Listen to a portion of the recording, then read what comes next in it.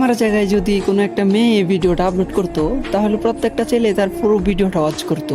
এমনকি কত সুন্দর সুন্দর কমেন্ট যে করতো, বলতো আপু আপনি কি আমার সাথে 1v1 করবেন, আপু আপনি না অনেক ভালো গেম প্লে করেন, আপু আপনার সাথে আমি অ্যাড হইতে চাই, আরো কত সুন্দর সুন্দর কমেন্ট যে করতো রে ভাই।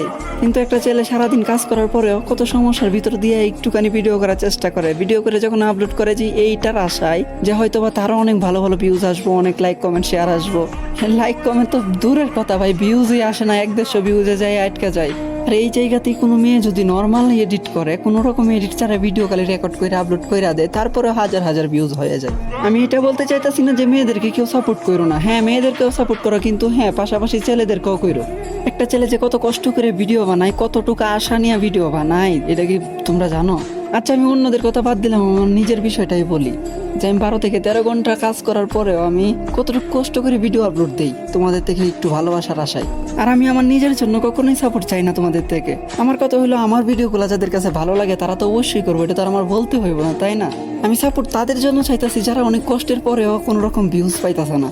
তোমরা তাদেরকে কপি লিঙ্ক করো, লাইক কমেন্ট শেয়ার করো তাদের জন্য।